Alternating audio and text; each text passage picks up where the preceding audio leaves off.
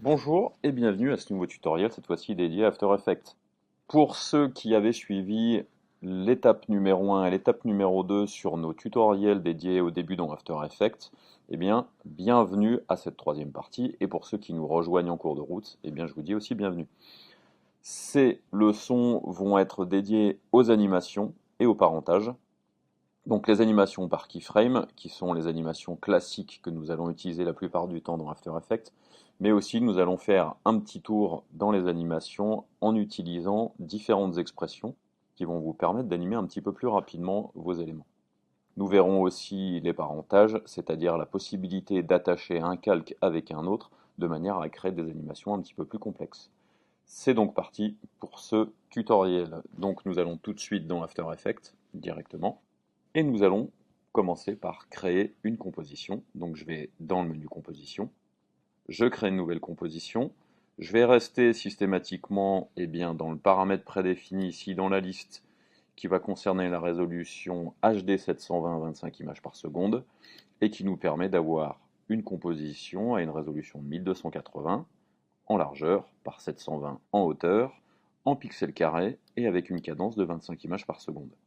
Nous allons créer une animation qui va durer 10 secondes. Donc soit vous venez ici directement, rentrer la valeur 10, soit sinon, pour aller un petit peu plus vite, vous pouvez rentrer la valeur 1000 et After le comprend comme 10 secondes, 0 image. Je fais OK et je peux donc commencer maintenant à créer différents éléments à l'intérieur de ma composition. Donc je vais créer un calque tout simple, un calque solide, de manière à voir déjà dans un premier temps comment nous animons un calque dans After Effects. J'avais fait déjà un petit tour dans les épisodes précédents concernant les animations, mais quelque chose de très rapide. Donc là, nous allons aller un petit peu plus loin. Donc je vais dans Calque, créer, solide, comme ceci. Je vais créer un calque de 300 pixels de large par 300 pixels de haut. Et je vais lui mettre une couleur qui va être relativement distinguable, c'est-à-dire du rouge, et je fais OK. Maintenant, si vous voulez réaliser des animations, il y a plusieurs possibilités, et tout ce que vous allez pouvoir animer par défaut sur un calque va se trouver dans les paramètres de transformation du calque. Pour les afficher, il suffit juste de cliquer sur la petite flèche ici à gauche du nom du calque, et vous arrivez ensuite dans les paramètres de transformation. Vous verrez au fur et à mesure des leçons qu'en fonction du type de calque que vous allez créer, vous risquez d'avoir d'autres options à l'intérieur. Je clique ensuite ici sur la petite flèche à gauche de transformer de manière à développer les paramètres de transformation du calque. Et nous avons accès à point d'ancrage. Le point d'ancrage, c'est tout simplement cette petite cible que vous trouvez au milieu de votre calque, que vous pouvez déplacer de différentes manières, soit ici directement en venant changer la valeur du placement de point d'ancrage, comme ceci, en X et ensuite comme ceci en Y, ou alors vous avez une autre possibilité, c'est venir ici dans la barre d'outils et ce petit outil-là, qui s'appelle l'outil de déplacement arrière avec le raccourci Y, vous permet de venir directement positionner votre point d'ancrage sur votre calque de manière à créer des comportements différents. Alors ça c'est quelque chose de relativement important, je vais juste cliquer sur réinitialiser ici de manière à remettre ici mon calque au centre. Et maintenant, ce que je veux faire, c'est par exemple créer une animation en rotation pour que vous voyez les différents comportements que nous pouvons avoir sur une rotation en fonction du positionnement du point d'ancrage. Donc pour créer une animation, c'est pas très compliqué. Vous allez ici sur le paramètre de rotation. Vous cliquez sur le chronomètre. Alors, c'est pas nécessaire de venir cliquer sur le paramètre de rotation, hein. Je peux très bien être ici sur point d'ancrage, mais décider ici de venir cliquer sur le chronomètre à côté de rotation. Et ça me crée une clé d'animation en rotation automatiquement. Alors, créer une animation, c'est quelque chose de pas très compliqué. Il faut que vous définissiez dans un premier temps la valeur à laquelle va être animé le calque au départ. Donc là, ici, je définis en cliquant sur le chronomètre que ma rotation va partir à une valeur de 0 degré. Sur la rotation, vous avez ici, c'est le nombre de tours, et ici, c'est le nombre de degrés. Donc une fois que j'ai cliqué sur ce chronomètre, After Effects me crée une clé d'animation à l'endroit où je trouve ma tête de lecture. Donc maintenant, si je veux animer par exemple jusqu'à 2 secondes mon calque en rotation, je déplace ma tête de lecture dans un second temps.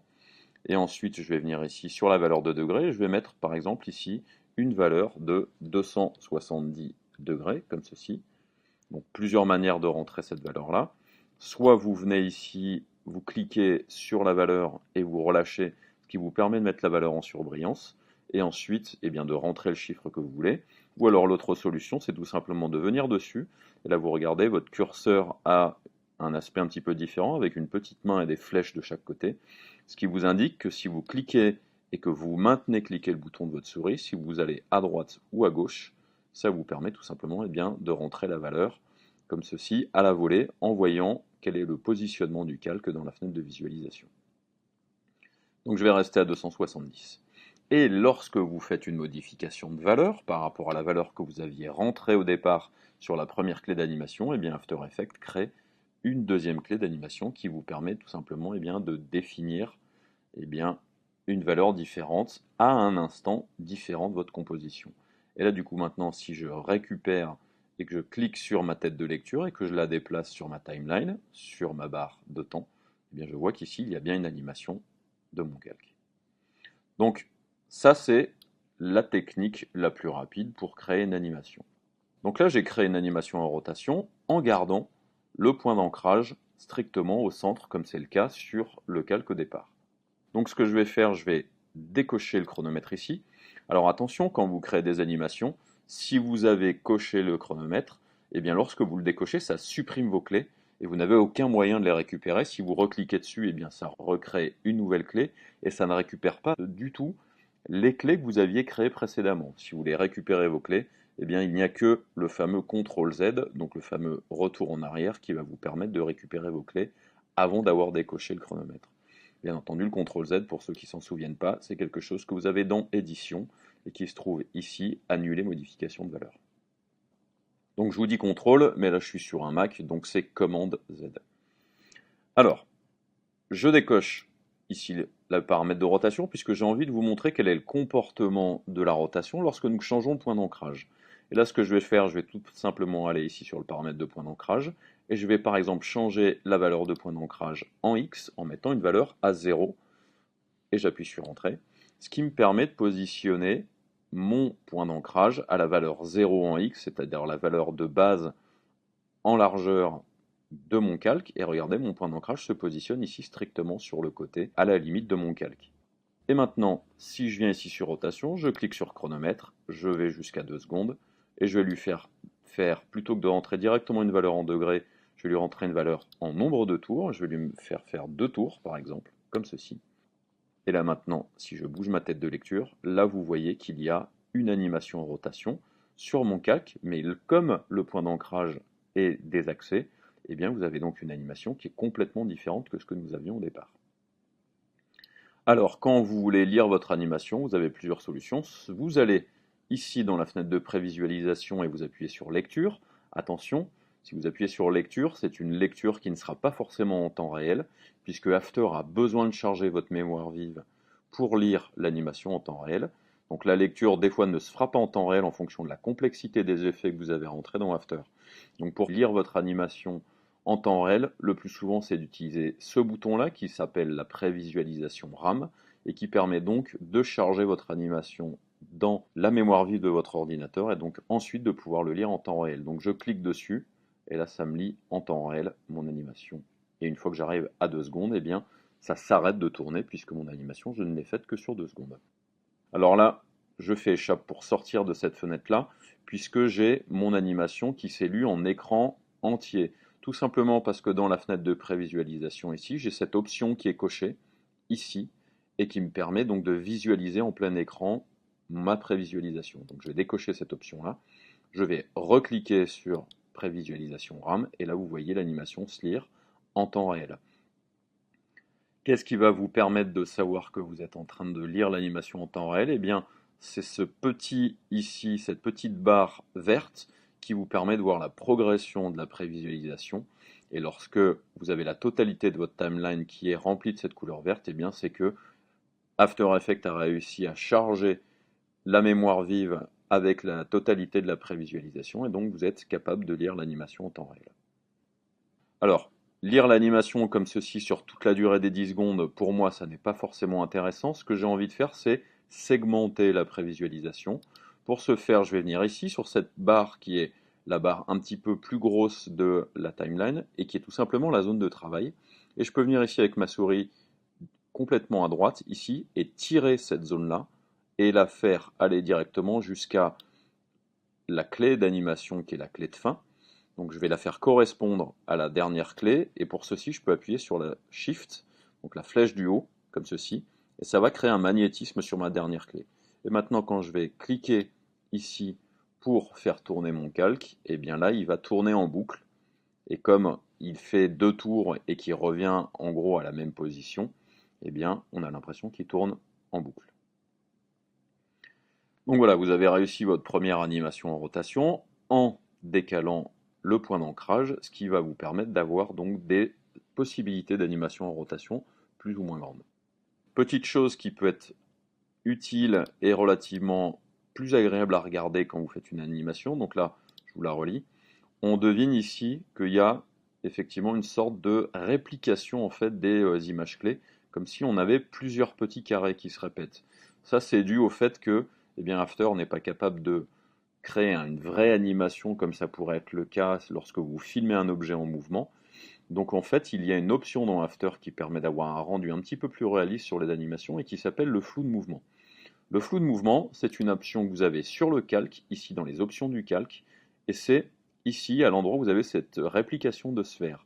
Si vous cliquez dessus, ça va permettre d'activer le flou de mouvement sur le calque, mais pour réussir à ce que ça soit visible dans After, il faut venir ici aussi cliquer en haut dans l'interface de la timeline de manière à l'activer en général dans votre composition. Donc je clique dessus et là regardez maintenant, ça me permet de créer un flou de mouvement qui du coup va donner un aspect un petit peu plus réaliste à mon anime. Donc maintenant je calcule ma prévisualisation et regardez, du coup l'animation est un petit peu plus réaliste. Donc ça peut vous offrir des possibilités assez innombrables. Si par exemple vous avez besoin d'animer, je ne sais pas, une hélice par exemple, donc je vais désactiver la rotation, je vais faire réinitialiser de manière à ce que mon calque revienne dans sa valeur originale, et je vais modifier l'aspect de mon calque ici de manière à créer une hélice entre guillemets plus ou moins réaliste.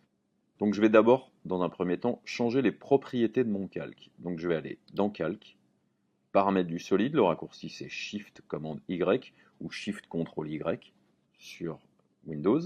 Donc je clique là-dessus, ça me permet d'ouvrir la fenêtre de calque, qui était la fenêtre que j'avais au préalable quand j'ai créé le calque la première fois. Là ce que je veux c'est tout simplement faire un calque un petit peu plus large et un peu moins haut. Donc je vais lui mettre une valeur de 500 par exemple en largeur, et je vais lui mettre une valeur de 50 en hauteur, comme ceci, de manière à avoir quelque chose d'un petit peu plus large. Donc je vais mettre encore un petit peu plus large, je vais mettre 700 ici comme ceci, et je fais entrer. Là du coup j'ai une forme relativement réussie, qui pourrait me faire penser à une hélice. Maintenant, je vais donner un aspect un petit peu meilleur à ce calque-là. Donc, je vais aller ici dans la barre d'outils, dans les outils vectoriels, de manière à créer un masque qui va me permettre de donner une forme un petit peu plus complexe à ce calque-là. Donc, si vous appuyez ici sur les différents outils, vous avez différentes formes. Donc, moi, je vais utiliser l'outil rectangle arrondi, comme ceci. Et l'outil rectangle arrondi va me permettre de venir ici sur mon calque, par exemple, et de faire comme ceci, une espèce de forme un petit peu d'hélice, voilà, comme ceci, avec un bord légèrement arrondi, comme cela. Ensuite, si j'ai envie de modifier encore un petit peu ce masque-là, je peux venir ici, rajouter une autre forme, comme ceci.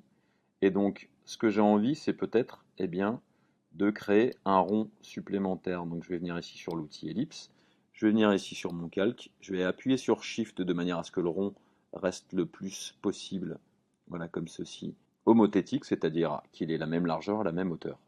Donc je lui donne cette forme comme ceci, je vais zoomer un petit peu avec ma molette de la souris de manière à être à l'intérieur, et maintenant ce que je vais faire, c'est faire correspondre le plus possible mon masque à la largeur de mon calque, puisque là vous voyez, mon masque ici ne va pas jusqu'au bout, puisque le calque ici en hauteur n'est pas suffisant.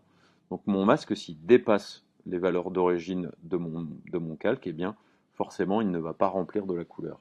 Donc une fois que j'ai créé ce masque-là, je peux modifier sa taille en utilisant le raccourci CTRL-T ou Command-T, comme ceci, qui correspond un petit peu à ce que vous pouvez peut-être connaître sous Photoshop pour modifier la taille d'un calque. Et là, je vais venir ici sur les coins, récupérer le coin qui va me permettre de faire la modification en largeur et en hauteur en même temps. J'appuie sur Shift, et là, ça me permet de réduire Voilà, la taille de mon masque est ici comme ceci. J'appuie sur Entrée, je dézoome un petit peu, et je vais regarder si je suis à peu près au centre. Voilà, comme ceci. J'ai mon point d'ancrage qui est là, par contre mon masque lui n'est absolument pas au bon endroit. Donc je vais juste avec ma flèche, ici comme ceci, le déplacer un petit peu, de manière à ce qu'il soit un peu plus au centre. Donc là j'y suis allé un peu trop loin. Voilà, à quelque chose près, je suis bon. Donc là je clique à côté, ça me permet d'avoir une forme relativement ressemblante à une hélice. Ce que je peux faire, c'est modifier encore le masque, le premier que j'avais ici. Donc je peux venir par exemple ici avec l'outil plume, et je vais venir ici sur différentes parties de mon masque. Donc je vais venir créer un point, et quand vous avez ici le petit plus sur votre plume qui apparaît, et bien ça permet voilà, de créer des points supplémentaires, comme ceci. Ensuite, ce que je veux, c'est sélectionner juste ces 4 points que je viens de créer. Donc je vais venir rechercher ici l'outil flèche. Là, il y a un point qui est le dernier point que j'ai sélectionné et créé qui est actif. Si vous avez des petits carrés vides comme ça, c'est que tout simplement ils ne sont pas sélectionnés. Donc quand le point est sélectionné comme ça et plein, eh bien ça me permet de le déplacer et de modifier sa valeur de positionnement. Donc je fais un petit CTRL Z de manière à revenir avant, et là je vais appuyer sur SHIFT de manière à sélectionner juste ces points-là, comme ceci. Et après je vais faire CTRL T, qui me permet tout simplement de redimensionner juste les points dont j'ai besoin. Donc je vais faire comme ceci, et voilà, redimensionner mon calque de manière à avoir quelque chose qui ressemble un petit peu plus à une hélice. Et une fois que j'ai fini, j'appuie sur Entrée pour valider ma modification. Donc là, voilà, j'ai maintenant une forme qui ressemble un petit peu à une hélice, et maintenant je peux l'animer. Donc c'est tout simple, je vais le faire courir sur 10 secondes, donc je reprends ma zone de travail ici, je la repousse ici à 10 secondes. Je clique sur mon chronomètre de manière à activer la rotation. Alors par contre, attention, regardez, ma tête de lecture ici n'était pas à 0, donc du coup elle s'est créée à 1 seconde. Donc à la limite, je vais laisser comme ça et on va regarder ce que ça donne. Et puis là, je vais aller jusqu'à 9 secondes avec ma tête de lecture. Et maintenant, je vais lui demander par exemple de faire 10 tours. Donc je vais rentrer la valeur 10 dans cette partie-là des valeurs de rotation. Et là maintenant, regardez, il y a bien une animation qui a été créée, puisque maintenant j'ai le flou de mouvement, je l'avais laissé activé sur le calque, et je vois ici effectivement ce flou de mouvement-là. Donc maintenant, je vais regarder un petit peu ce que ça donne. Donc là, j'ai bien la rotation de mon hélice. Donc peut-être 10 tours sur 10 secondes, c'est un peu léger pour une hélice. Voilà, regardez. Hop. Donc ça tourne pas assez vite. Alors ce que je vais faire, je vais tout simplement arrêter la prévise. Donc ici, j'ai toujours ma tête de lecture ici qui est à 9 secondes. Donc plutôt que 10 tours, je vais lui mettre une centaine de tours. Ça le permettra de le faire tourner beaucoup plus vite. Et là, on risque d'avoir quand même une animation un petit peu plus réaliste. Alors, vous voyez qu'effectivement, After est en train de charger l'animation. Donc ici, on a la barre de temps qui met un petit peu plus de temps à faire la prévisualisation de l'animation.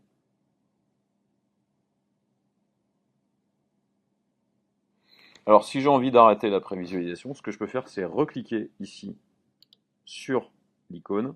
Et là, After me fait quand même une lecture de la prévisualisation qui a déjà été faite, comme ceci. Donc là, je vais recliquer. Je reclique à nouveau pour l'arrêter. Regardez, là maintenant, j'ai mon animation.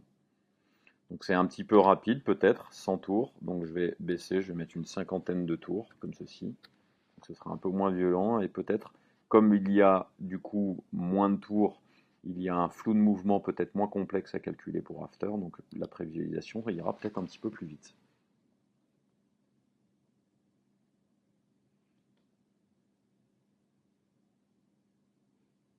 Alors, je vais arrêter cette prévisualisation, et là vous voyez effectivement l'animation est relativement réussie pour une hélice.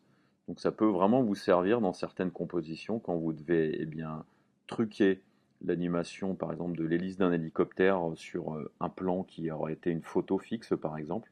On peut faire croire à une animation comme ceci assez rapidement. Si par exemple vous avez des soucis avec votre prévisualisation, que la prévisualisation va beaucoup trop lentement à votre goût et que vous voulez juste avoir une première idée de votre prévisualisation mais dans une résolution inférieure, vous pouvez ici aller dans le panneau de prévisualisation, et ici vous avez la résolution qui vous permet de décider de la qualité de la prévisualisation lorsque vous faites le calcul. Donc par défaut elle est sur intégrale. Moi ce que je vais faire, c'est demander en fait que le calcul de la prévisualisation soit sur 1 tiers, comme ceci.